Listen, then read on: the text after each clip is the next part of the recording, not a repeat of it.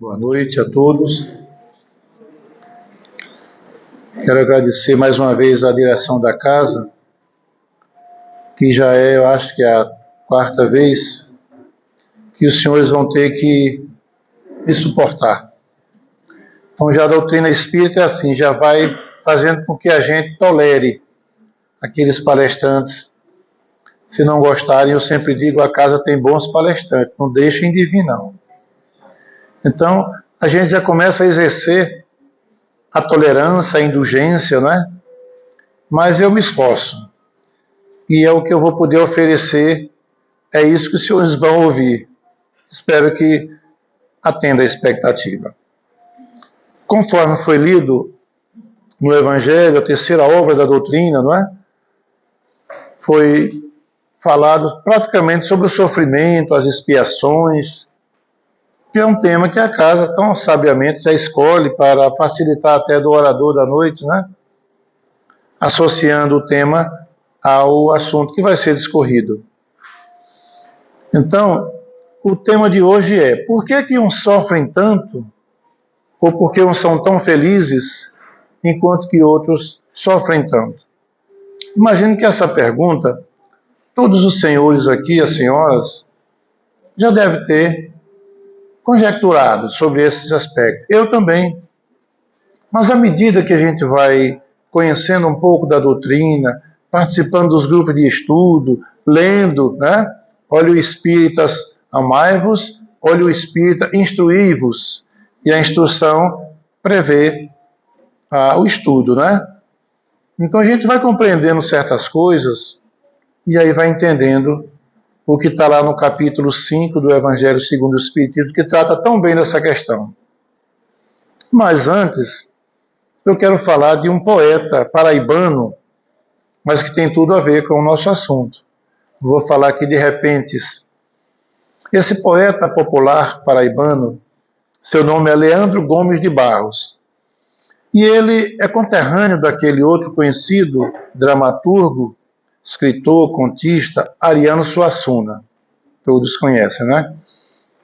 E o Leandro Gomes de Barros escreveu 3 estrofes que, na análise, no dizer de Ariano Suassuna, essas estrofes, elas resumem todo o problema filosófico da humanidade, o problema filosófico mais grave da humanidade, dos seres humanos, aqui encarnados.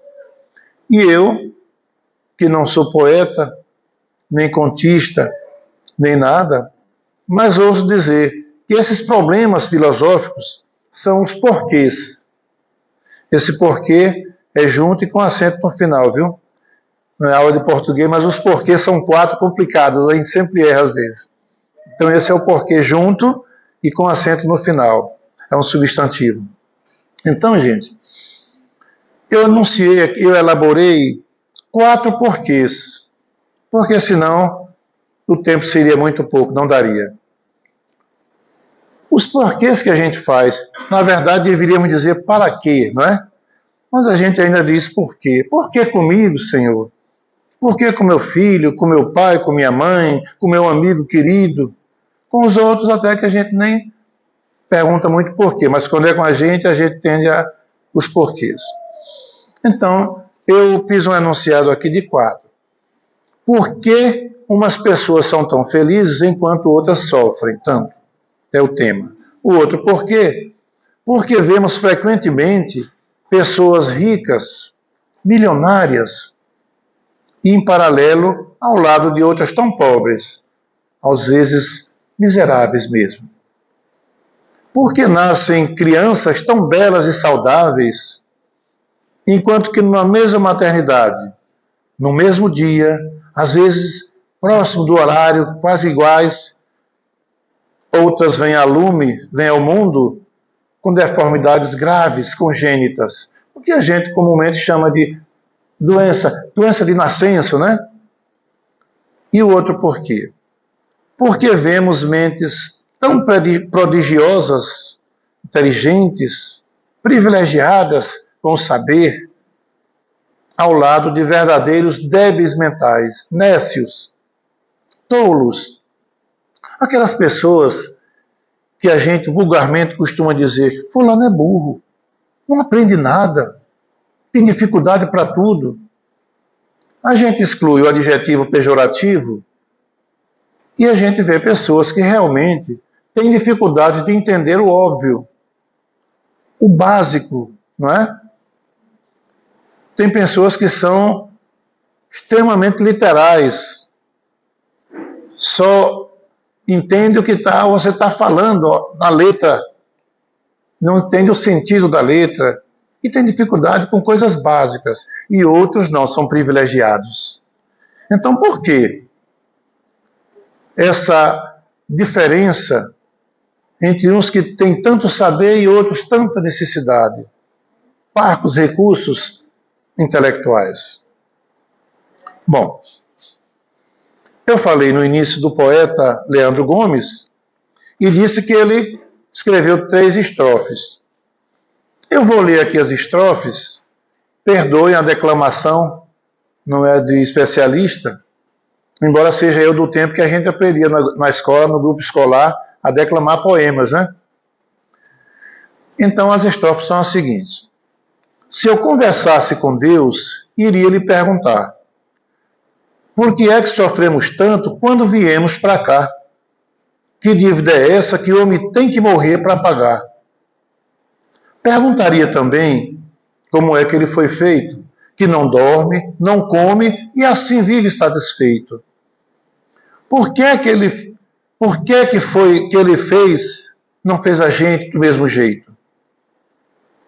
Por que existem uns felizes e outros que sofrem tanto, nascidos do mesmo jeito, criados no mesmo canto? Quem foi temperar o choro e acabou salgando o pranto? Essas são as 3 estrofes do Leandro Gomes. Interessante, né? Bonitas, mas elas ensejam a oportunidade para a gente fazer uma reflexão muito grande acerca do tema que nós nos propusemos para esta noite. E Ariano Suassuna, que disse que as estrofes encerram ali o problema filosófico grave da humanidade, Ariano Suassuna então diz, aspas para Suassuna, então, Deus para mim é uma necessidade. Se eu não acreditasse em Deus, eu era um desesperado. Ou existe Deus, ou então a vida não tem sentido algum. Fecho aspas no Ariano Suassuna. Bom, essas estrofes, como disse, elas nos oportunizam a fazer uma reflexão desse tal problema filosófico da humanidade. E eu vou ousar discorrer sobre esses problemas na reflexão, mas na ótica da doutrina espírita. Afinal, é aqui que nós estamos, numa casa espírita. O primeiro porquê. Por que umas pessoas são tão felizes enquanto outras sofrem tanto? Consultando o Evangelho segundo o Espiritismo, lá no capítulo 5, vamos encontrar nos itens 4 e 5 desse mesmo capítulo as causas atuais e as causas anteriores das aflições, do sofrimento. Para a gente entender de forma mais fácil, é necessário que a gente vá lá no início do Livro dos Espíritos, acho que no capítulo 1, e aí Teresinha me corrige, que ela é uma sabedoria, uma biblioteca ali mental, acho que é a pergunta número 13, que fala dos atributos da divindade, e descreve todos os atributos, os que a gente ainda é possível entender. Entre eles, Deus é eterno, é imutável, soberanamente bom, justo, não é? E quando a gente vai entendendo esses atributos de Deus, aí vamos entender que tudo está no devido lugar. Nada está fora, não há injustiça, e se houver injustiça aos nossos olhos, ainda com a visão horizontalizada, material, afinal estamos encarnados. Mas se houver injustiça, certamente não há nenhum injustiçado. É até meio paradoxal essa colocação, né? Pode haver injustiça pelos nossos olhos, mas não há um só injustiçado. Porque aí nós estamos compreendendo e acreditando nos atributos da divindade. Quando diz divindade, de Deus. Ele é extremamente bom, misericordioso, mas é soberanamente justo. Então, tudo que ocorre conosco, primeiro tem um propósito. E se o propósito vem dele, é bom. Afinal, ele é a sabedoria máxima, né? Inteligência suprema. E é um pai amoroso. O apóstolo João diz no seu evangelho, e até dá um sinônimo para Deus. Ele diz que Deus é amor. Quando ele diz que quem não ama não conhece a Deus, porque Deus é amor. Então esse Deus, que é o nosso Criador, é aquele que Jesus chamava de Abba, Pai em aramaico. Se ele é amor, é um Pai misericordioso, tudo que ele quer dos seus filhos é o bem, é o progresso, é a felicidade. A desdita, a aflição, somos nós que damos causa pela nossa incúria, pela nossa imprevidência. Crianças ainda nas classes da escola da evolução. Porque o que são 1 milênio, 2 milênios, que fatalmente aqui somos espíritos, talvez com essa idade, talvez acompanhamos Cristo na sua via crucis. Alguns jogaram pedra, outros se esconderam, uns ficaram com pena escondidinho, com medo também, e outros debochando. Quando Pôncio Pilatos perguntou a quem quereis que eu solte, Jesus, que se diz rei dos judeus, ou a Barrabás? Disseram Barrabás. Quem sabe nós também não estávamos ali dizendo Barrabás, já recebendo uma propinazinha que naquela época já existia, porque todos aqueles que ovacionaram Jesus na entrada, com aqueles ramos no burricozinho, eram os mesmos que estavam ali agora dizendo que solte Barrabás e crucifica Jesus. Foram corrompidos, não é? Então, se Deus é justo, tudo o que acontece tem um propósito. Se não encontramos a causa no hoje, digo no presente, a causa do nosso sofrimento, da nossa aflição, está no passado.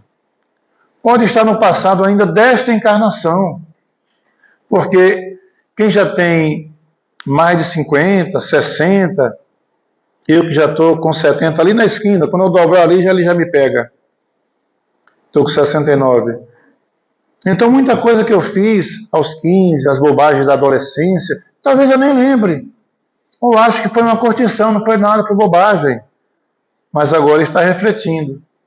Às vezes vem uma depressão, vem uma lembrança de algo que eu fiz que não deveria, mas que agora com a maturidade eu estou chegando à conclusão de que fiz uma grande bobagem e prejudiquei uma pessoa.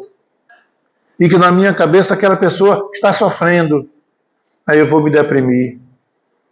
Então, as causas do sofrimento, muitas vezes, estão no presente.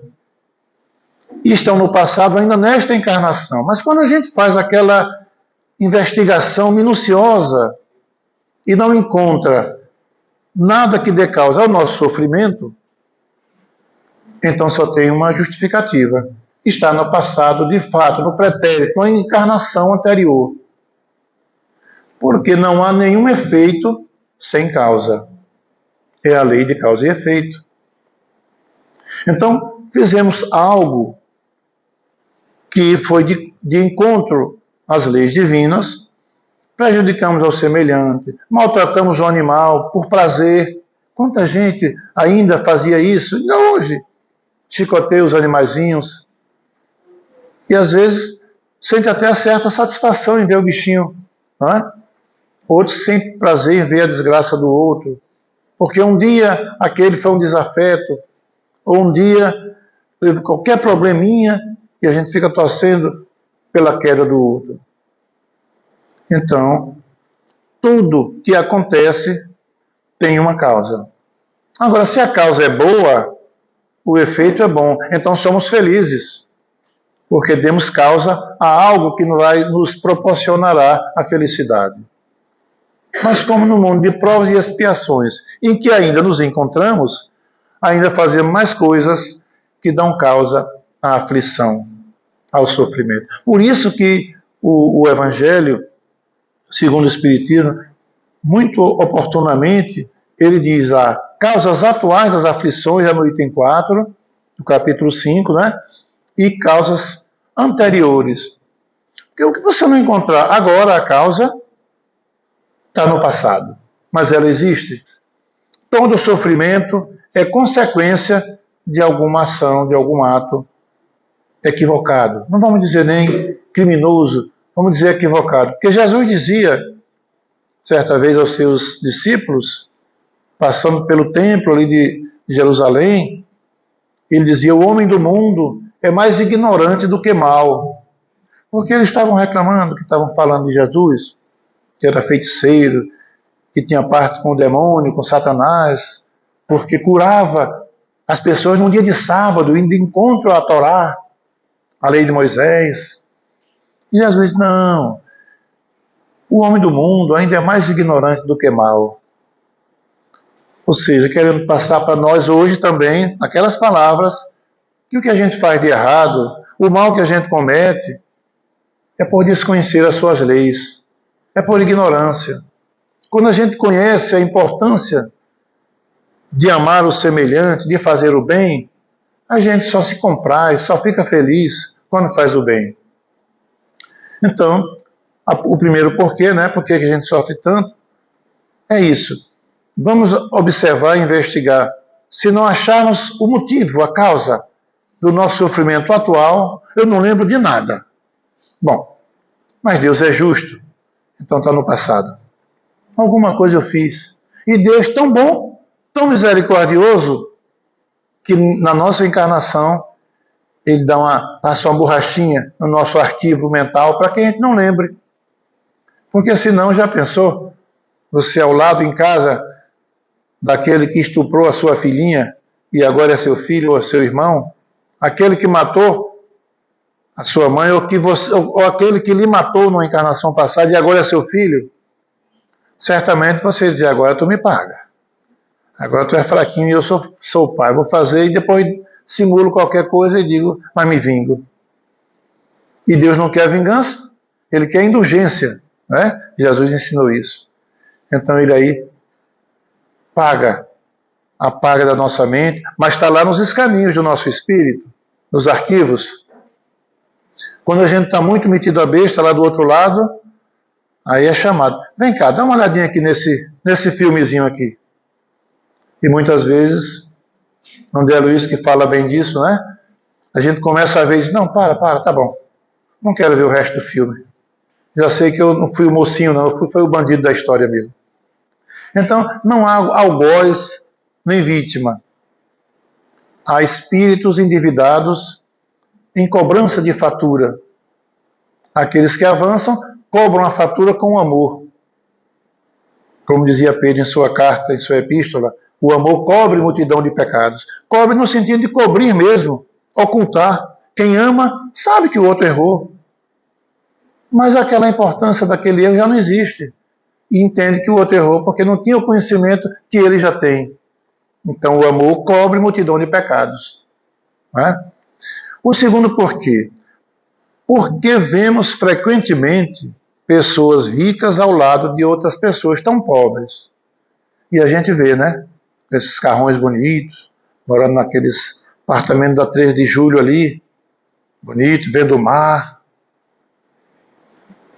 Mas ali embaixo tem gente dormindo embaixo daquela ondinha da Praia Formosa hoje, né? Que era o nome antigo, voltou a ser Calçadão da Formosa, né?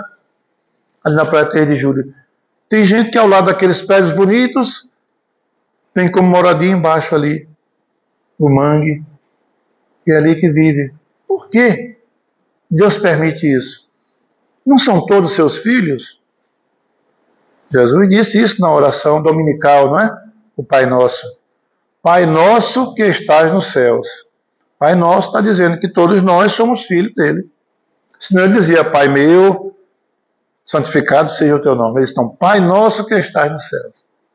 Então, se somos todos irmãos, por que é que Deus permite isso tudo? Não é uma pergunta boa? Falando sério, né? Com esse porquê, a gente pode falar, a doutrina espírita é boa porque dá a oportunidade de a gente falar de várias coisas, pegando um mote desse aqui, dessa pergunta. Aqui a gente pode falar de reencarnação. Por que aqui um é tão rico e outro tão pobre? A gente pode falar de desapego e de apego às coisas materiais, aos bens terrenos. Pode falar sobre o livre-arbítrio, a liberdade que eu tenho de fazer e de não fazer, de ir e de não ir, de ficar ou seguir. Livre-arbítrio é isso. Então nós temos um livre-arbítrio quase que total, porque quando a gente abusa demais, vem a lei e nos tolhe. Diz, opa, freio de mão.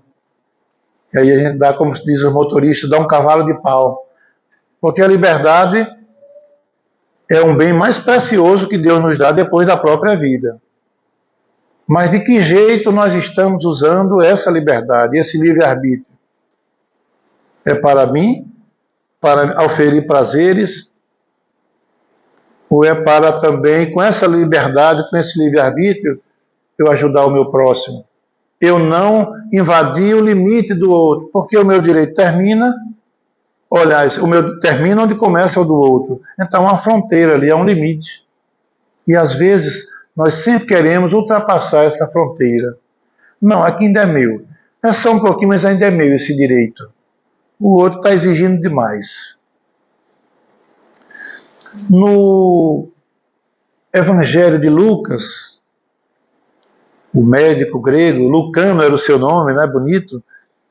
No capítulo 18, verso 18, lá ele narra uma passagem que Jesus diz, eu vos digo que é bem difícil um rico entrar no reino dos céus. E acrescentou ainda, é mais fácil um camelo passar pelo buraco de uma agulha do que um rico entrar no reino dos céus.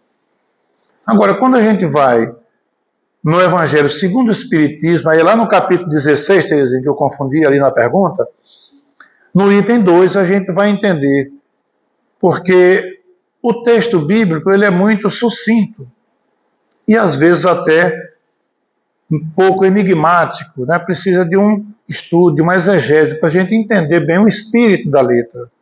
Por isso que a gente não pode ser literal. Quando se interpreta os textos bíblicos de forma literal, como se diz ao pé da letra, normalmente se troca tudo. Já pensou? Quem é minha mãe? Quem é meu pai? Quem são meus irmãos? Quando de fato estavam dizendo, Senhor, sua mãe, seus irmãos e suas irmãs, até assim disseram, estão aí fora querendo falar com o Senhor. E era Maria de Nazaré e os irmãos. E ele diz, minha mãe? Quem é minha mãe?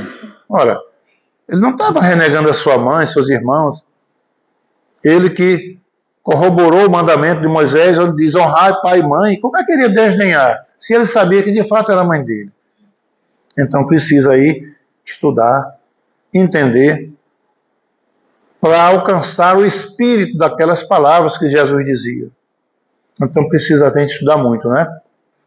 Então no capítulo 16 do item 2 do Evangelho segundo o Espiritismo, aí o Kardec, aí é Kardec mesmo, que faz esse esclarecimento até alongado, que facilita para nós, com palavras simples, aquilo que às vezes está no texto bíblico um pouco complicado.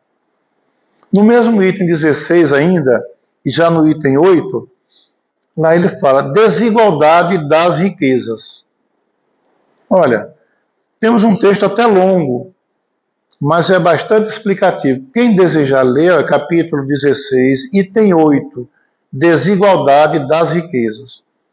Ali Kardec dá uma explicação muito lógica do porquê que a gente vê tantas pessoas ricas e tantas pobres, miseráveis. A riqueza, está lá nas palavras de Kardec, parece ser um prêmio, mas em verdade é uma prova muito arriscada e até mais perigosa do que a miséria, a prova da pobreza, a miséria.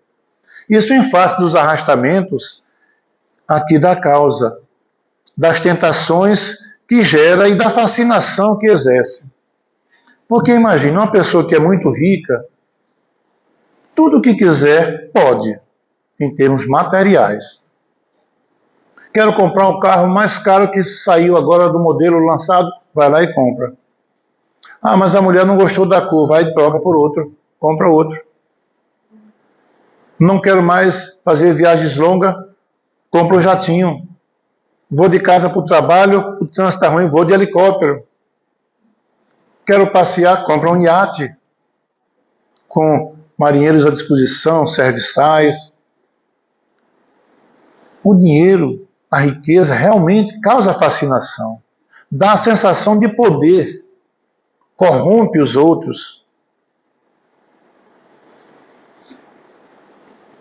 A riqueza é, como sabemos, o supremo excitante do orgulho, do egoísmo e da vida sensual.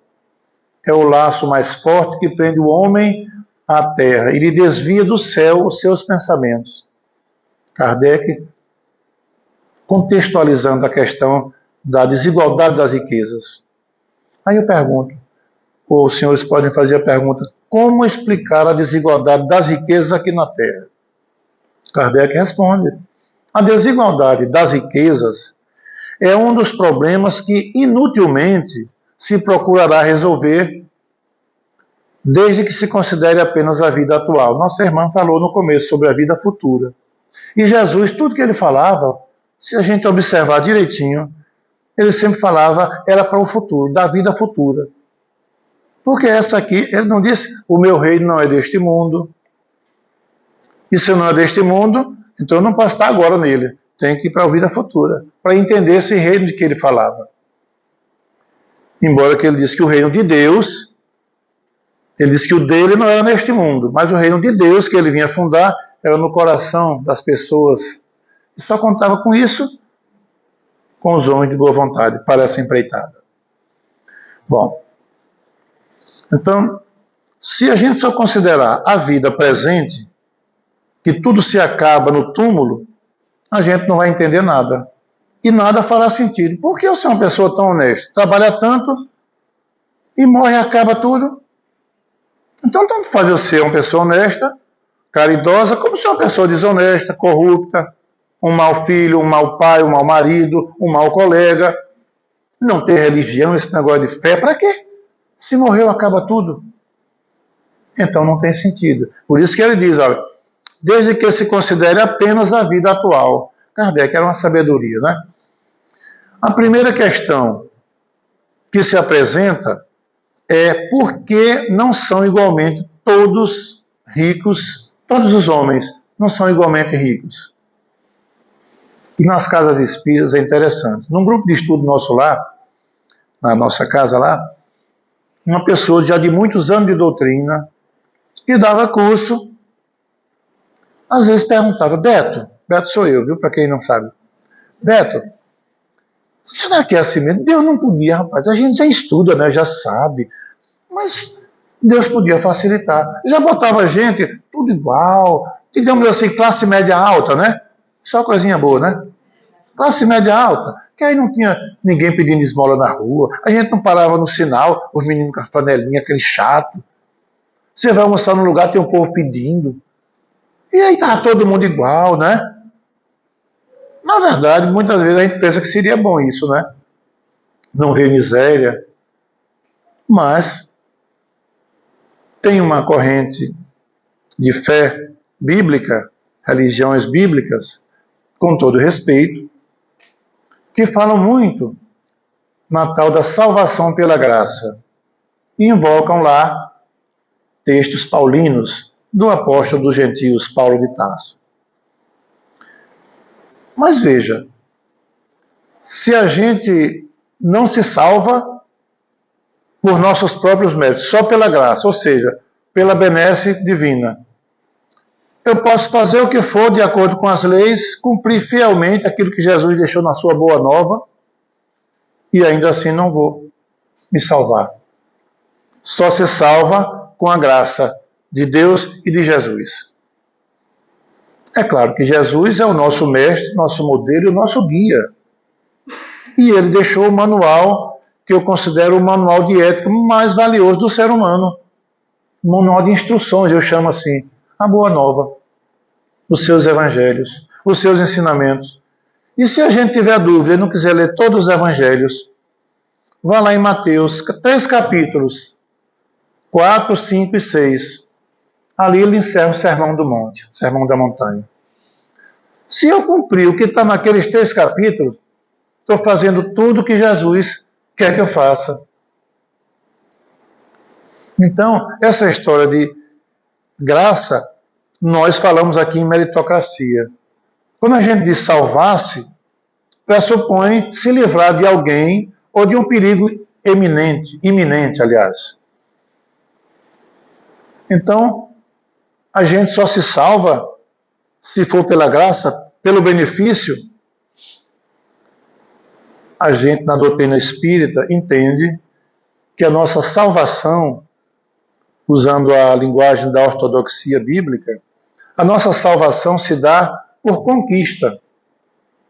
Você conquista a sua evolução. Você conquista o seu progresso. Agora, quando diz salvar-se, vou usar ainda a palavra salvar-se, eu vou me salvar de quem? Ou de quê? Então eu vou me salvar de mim mesmo. Salvar pressupõe livrar-se de um perigo ou de um mal. O apóstolo Paulo, novamente, sou obrigado a falar dele, que ele também é uma sabedoria, maior divulgador do cristianismo, né?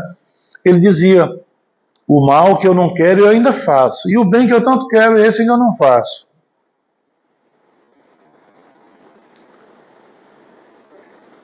Porque a gente olhando direitinho, uma pessoa que é tão rica, tem a liberdade de fazer tudo que quer com a facilidade que a sua riqueza e o dinheiro oportuniza, e muitas vezes não faz.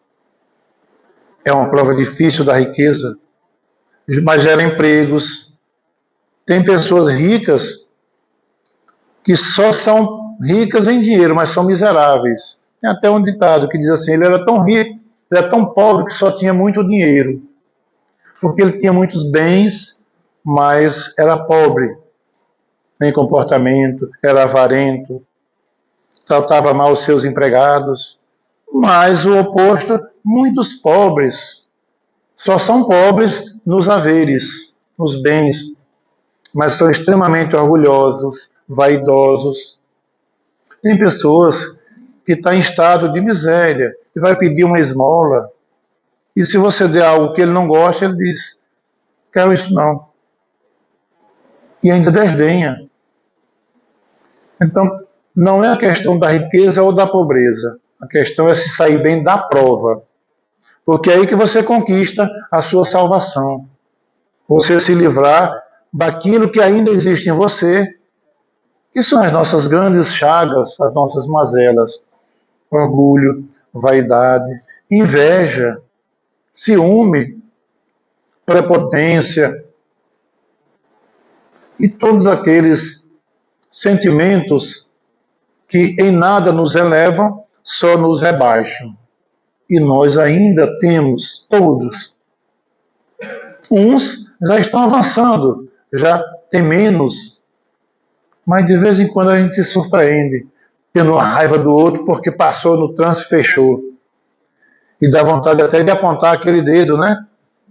Aquele do desrespeito. Mas aí lembra, não faço isso não porque eu li o Evangelho ontem. Mas se não, eu fazia.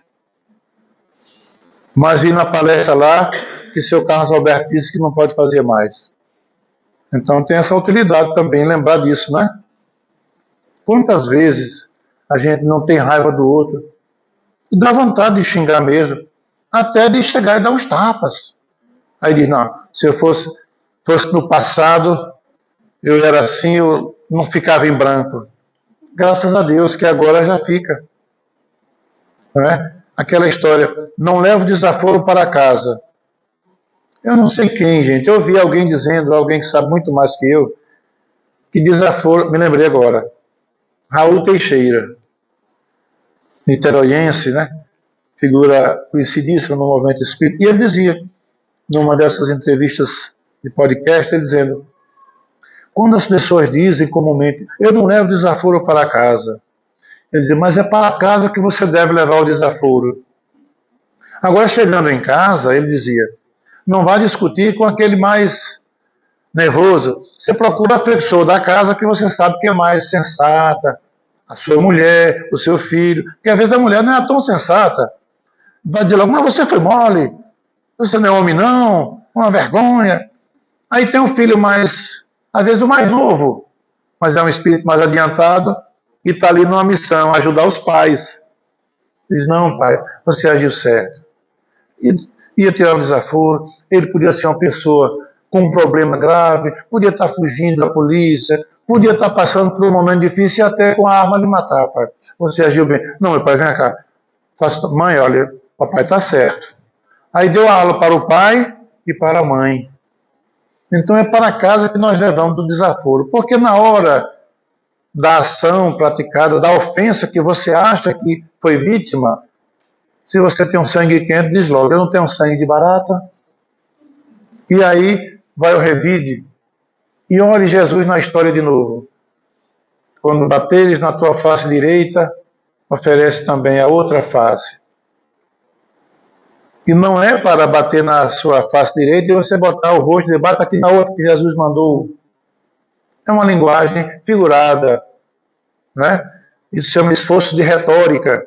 Ele quer dizer que quando alguém lhe ofender, seja o tapa na cara, seja uma agressão física aqui, uma agressão verbal que às vezes dói mais e fere mais do que a física, não revide, não planeje uma vingança, não fique na espreita, torcendo que ele caia um dia para dizer, está vendo? A que fez, a que paga. E o pior que a gente diz, né? A justiça de Deus tarda, mas não falha. Olha aí o que eu disse, quando vi a queda do outro. Então o que Jesus ensinou ali, com o bater na face de a outra, é que você perdoe, compreenda que aquele que lhe ofendeu está numa situação inferior à sua, é sofredor, é infeliz. Quem sabe, às vezes num conflito de trânsito, ou na rua, topa no outro, você está cego, e começa, né? Às vezes aquele que supostamente nos agrediu, está vindo do velório da mãe, e não tem nem o dinheiro para sepultar. Às vezes está vindo uma situação que na justiça ele perdeu a casinha que tinha, que foi penhorada, e não tem mais onde morar. Recebeu o diagnóstico de uma doença grave, incurável. E tudo isso reflete a nossa emoção e causa descontrole. Daí cabe a nós, quando lhe ofenderem numa face, oferecer a outra. Oferecer a outra significa oferecer a compreensão, a indulgência para com as faltas alheias e o perdão das ofensas. Olha Jesus de novo. Espiritismo, gente, é Jesus 100%.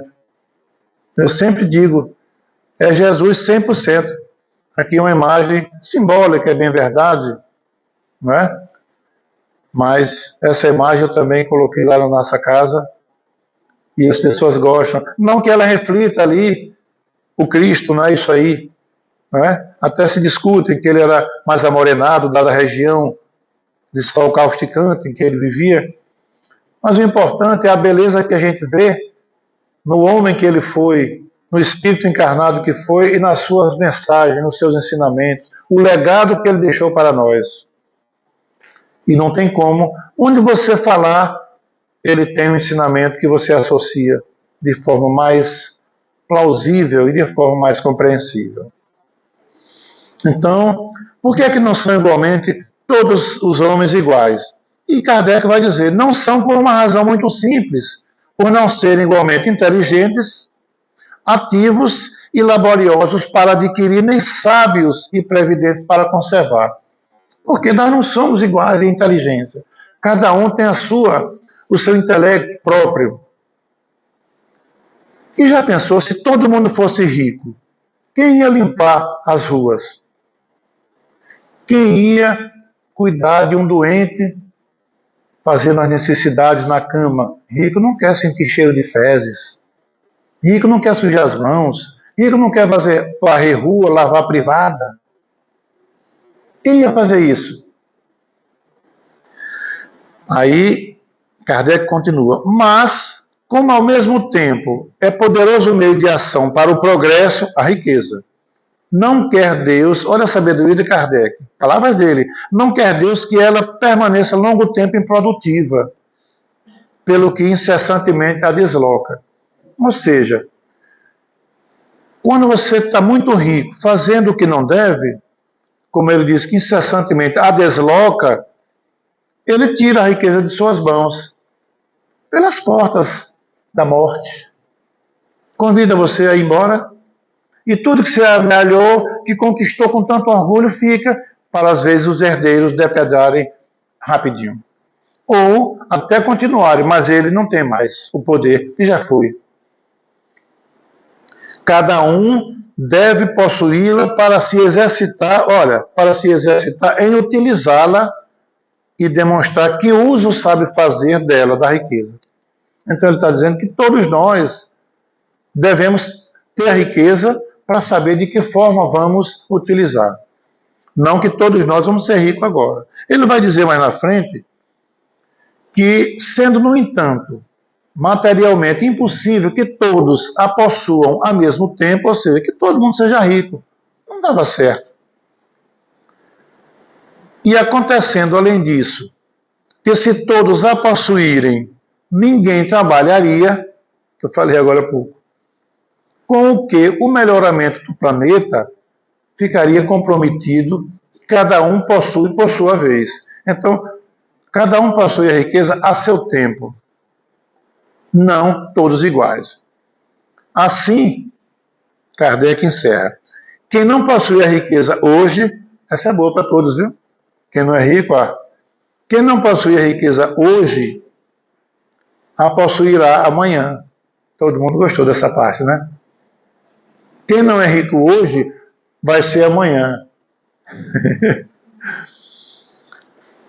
Porque, sendo Deus justo, como é, a cada um prescreve trabalhar a seu turno. A pobreza é para os que a sofrem a prova da paciência e da resignação. A riqueza é para outros a prova da caridade e da abnegação.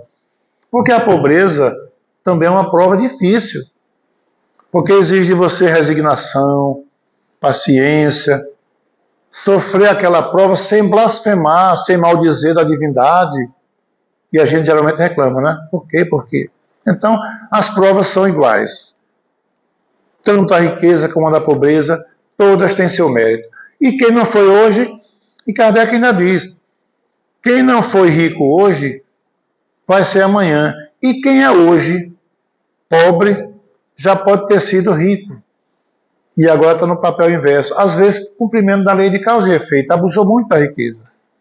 E quem é pobre, ainda terá a chance de provar esse grande teste que é a riqueza, para ver se você agora, que reclamava quando foi pobre, se agora vai saber fazer alguma coisa quando rico estiver. Por que nascem crianças tão belas e saudáveis, enquanto numa mesma maternidade, no mesmo dia, outras vêm ao mundo com graves deformidades? O terceiro porquê. Vou acelerar aqui que eu queria dar os 4, viu? Um casal, imagine, um casal, e aqui estou falando de um conhecimento de causa, eu só terei os nomes. Um casal sonha com a chegada de um bebê cuja gestação encontra-se nas primeiras semanas. Mas já é possível, através da ultrassonografia, identificar o estado de formação, bem como os aspectos anatomomorfofisiológicos, palavrazinha comprida, mas é isso, os aspectos anatômicos, fisiológicos e todo completo da criança, do bebê. A ultrassom já permite isso. No exame de rotina pré-natal, esse bebê foi diagnosticado como portador da síndrome de Down. o termo síndrome significa o conjunto de sinais e sintomas. E Down, só para conhecimento, né? Refere-se ao sobrenome do pediatra inglês John Langdon Down, que foi o primeiro a descrever clinicamente a associação dos sinais característicos das pessoas com essa síndrome. Isso no ano de 1866. Pois bem, a síndrome de Down, ou também chamada de trissomia do cromossomo 21, é uma alteração genética causada por um erro da divisão celular durante a divisão embrionária. Os portadores dessa síndrome, em vez de 2 cromossomos no par 21, daí porque o nome trissomia do 21, que é o menor cromossomo humano, possuem 3. Apesar da origem dessa síndrome ainda ser desconhecida, ela é a alteração cromossômica mais comum entre os humanos e a principal causa de deficiência intelectual na população. Pois bem, então essa criança, o casal ficou muito feliz e depois entrou em crise. Porque já tinha um filhozinho saudável e vinha agora um com defeito, aspas. E toda criança que é portadora da síndrome de Down, quem conhece ou tem alguém na família sabe, são crianças extremamente amáveis, doces e conquistam a gente. Você identifica pelo aspecto da cabeça, né? Um pouco maior, um pouco mais achatada na face, na testa, mas são crianças extremamente e já estão se tornando longevas. Bom, partindo da premissa de que Deus é justo, não podemos atribuir um fato semelhante como esse a um castigo a outros, muito menos atribuir a desdita essa infelicidade a Adão e Eva pelo cometimento daquele tal pecado original. Porque os irmãos de outras doutrinas dizem que todo mal, inclusive a morte do homem, foi porque Adão começa numa serpente, né? A serpente seduziu a mulher de Adão, fez ela tirar uma frutinha lá, ela comeu, ofereceu para o marido, mulher sempre seduz o homem, né? E ele caiu na besteira, comeu, pronto. A partir dali, a gente morre. E dizem até que a serpente também foi punida por isso. Passou agora a rastejar. Eu tenho a impressão que antes ela andava voando ou caminhando, tinha pé. Porque diz que foi a partir dali, lá no texto bíblico, na Torá. Que ela a partir dali, então, vai rastejar agora. Bom, isso é um detalhe hermenêutico, né, de teologia. Então não podemos, em casos assim, atribuir nada a ninguém, nem a castigo nenhum. O mais plausível em casos assim seria pensarmos, por exemplo, na hipótese de cumprimento de leis, tal como a lei de causa e efeito. A cada um, dizia Jesus lá em Mateus 16, 27, o Filho do Homem chegará e a cada um dará segundo suas obras. É a lei de causa e efeito. De acordo com o que eu fizer, eu conquisto a felicidade ou atraio para mim uma situação vexatória que a gente chama de castigo, o sofrimento. Então, como um exemplo fático desse caso, eu ainda quero falar aqui do caso do profeta Elias, lá do Antigo Testamento, citado no livro de Reis, do Antigo Testamento. Elias foi um profeta que deu causa à morte por decapitação de 400 sacerdotes de Baal.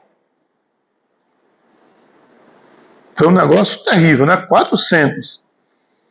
Agora, enquanto ele era profeta, causou essas mortes todas, ele acreditava que estava em obediência às leis de Deus. Aquele Deus de Moisés, de Abraão, de Isaac, de Jacó. Aquele mesmo Deus que mandava passar fio de espada até a 3ª e 4ª gerações. Um Deus punitivo, vingativo. Ele, Elias, profeta, acreditava assim. Agora, quando já 9 séculos depois, Elias vive 9 séculos antes de Cristo, 9 séculos depois, olha Elias de volta. Olha nós aí outra vez. Elias volta nos tempos de Jesus. Filho também de um outro profeta, Zacarias era o seu pai. E ainda um parentesco com o mestre Jesus. Olha que negócio. E ele veste a roupa agora física daquele que todos conhecem como João, cognominado o Batista.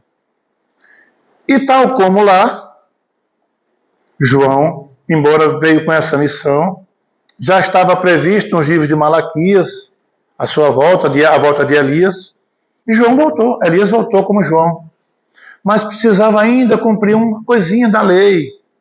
Ele decapitou 400, e ele como profeta era aguerrido, né, temperamental, João encrenca com quem não deveria, Herodes Antipas, e ficava falando de Herodes, dizendo que ele tinha que se arrepender, que ele não ia alcançar a salvação, com justa razão, porque Herodes havia mandado matar o seu irmão para ficar com a mulher, Herodíades.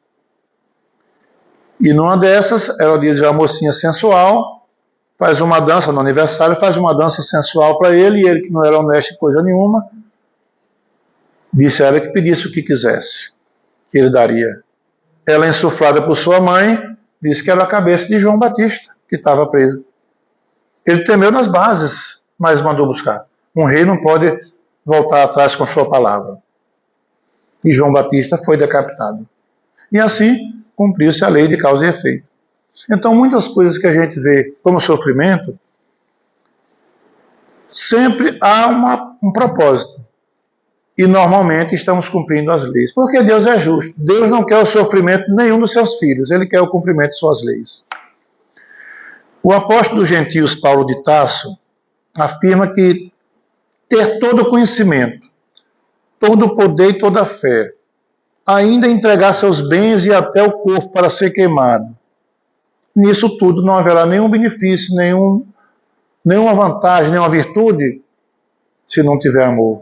Ele falava da caridade, né? Naquela primeira carta aos Coríntios, no capítulo 13, ainda que eu tivesse o dom de falar a língua de todos os homens e dos anjos, sem amor eu nada seria.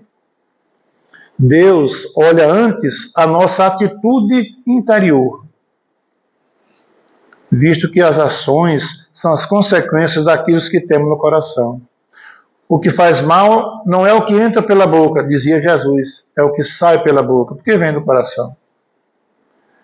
Então, se for criticar alguém, pense antes, as suas ações são realmente erradas ou simplesmente são contrárias àquilo que eu penso, aos meus hábitos, à minha maneira de ver as coisas? Porque às vezes o outro está fazendo uma coisa, a gente acha que está errado, mas às vezes não está, apenas diferente do que eu penso e estou julgando como erro. Então, voltando ao profeta Elias, ele assim teve seu fim cumprindo a lei de causa e efeito, foi decapitado. Agora, para encerrar, por que é que muitas mentes prodigiosas estão ao lado de verdadeiros nécios, débeis mentais, pessoas sem nenhuma capacidade intelectiva? Quantos homens de mentes iluminadas e sabedoria admirável, homens de notável saber na área da ciência, das letras, das artes, da medicina, da astronomia, em tudo. Mas com tudo isso falta duas virtudes: humildade e simplicidade. Se orgulham de saber que têm essas qualidades todas, são dotados dessa capacidade intelectual, mas não têm humildade. Debocham daqueles que sabem pouco.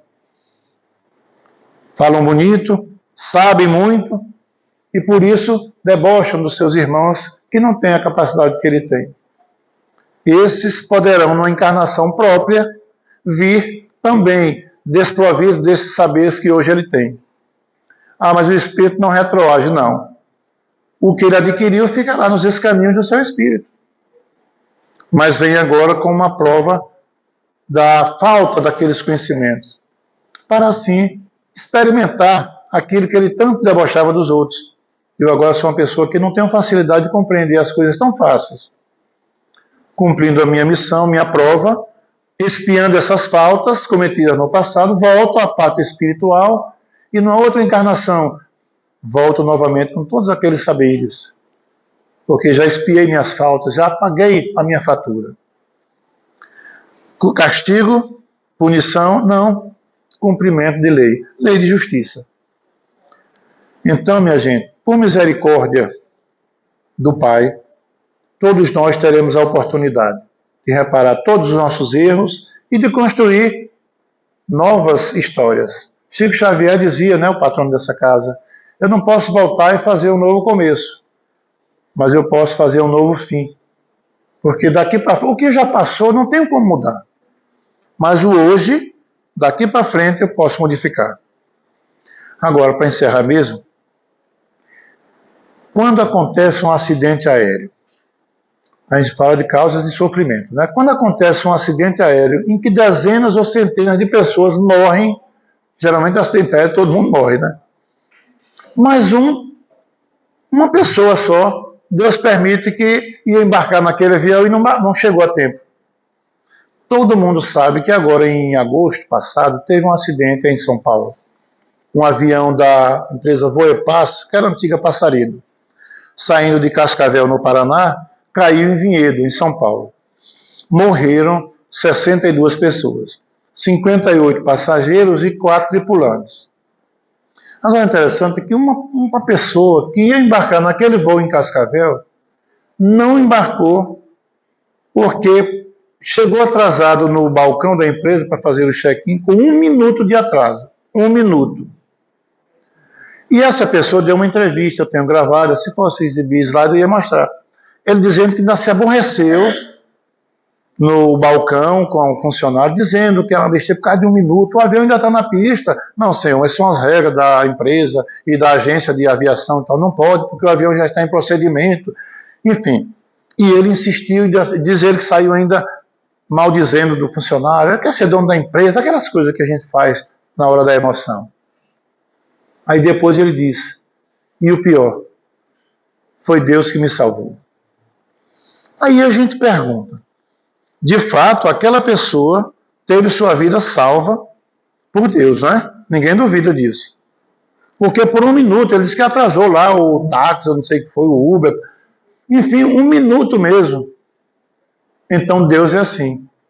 Ele salva a gente de um perigo iminente por 1 minuto, por 1 segundo. Mas aí a gente faz outra pergunta. E essas 62 pessoas, incluindo tripulante e passageiro, que morreram, e Deus onde estava mesmo? Que livrou um por 1 minuto e deixou 62 embarcar para um voo que o destino era a morte. E agora? Voltamos à questão dos atributos da divindade lá do capítulo 3 do Livro dos Espíritos. Se Deus é tudo aquilo, eterno, imutável, bom, misericordioso e soberanamente justo. Olha o soberanamente justo. Se ele é justo, podemos ver injustiça. Ah, meu Deus, 68 famílias ficaram ali viúvas, órfãos, enfim. E Deus? Então, se há injustiça, mas nenhum daqueles 62 foram injustiçados. Quem sabe a história daquelas pessoas? Quem sabe se na planificação reencarnatória, sabiam que quando a gente vai reencarnar tem um plano, que muitas vezes nós escolhemos, outras vezes são a nossa revelia, mas a maioria a gente participa. E a gente vem aqui com um passaporte, digamos assim, com uma validade carimbada. Naquele dia, a validade daquelas pessoas todas venceram. E quando uma pessoa está, imagine, sadia, você é um jovem ainda ou uma pessoa de 50, 60, mas é sadio, se cuida, não tem uma doença. Pelas leis da biologia, não morre. A pessoa não morre estando bom. Então precisa o quê? Uma queda de avião. Uma marquise caindo na cabeça na hora que você vai passando. Porque hoje era o seu dia. Aquele que foi salvo por 1 minuto, não era o seu dia. Então a gente vê que não há injustiça. Há cumprimento de lei. Se Deus é justo, logo ele não ia querer que 62 famílias ficassem sofrendo, passando por um vexame desse. Tudo está dentro do quadrado. Deus é justo, Deus é bom, e tudo que acontece tem um propósito, e todas aquelas pessoas, as suas histórias encerravam-se ali. E é dito pelos Espíritos que nos grandes acidentes trágicos de carro, quando morre e decepa a cabeça, na maioria das vezes o corpo ficou em estado deplorável, mas a pessoa não sentiu nada, o espírito já foi desligado. Gente, vou pedir só uma coisa, a caridade de vocês e a indulgência, que eu sei que eu passei do tempo. Terezinha, me perdoe. Mas que Jesus abençoe a todos e voltem outras vezes. Os outros palestrantes são mais disciplinados. Eu li o bichinho aqui que me deram ali, da disciplina. Eu nem li aqui para não ver. Que eu burlei essa norma. Então me perdoem. Terezinha, muito obrigado a você, a casa, e que Deus abençoe a todos vocês. E se ainda tiverem paciência, eu estou à disposição, viu? Grande abraço. Beijo no coração de todos.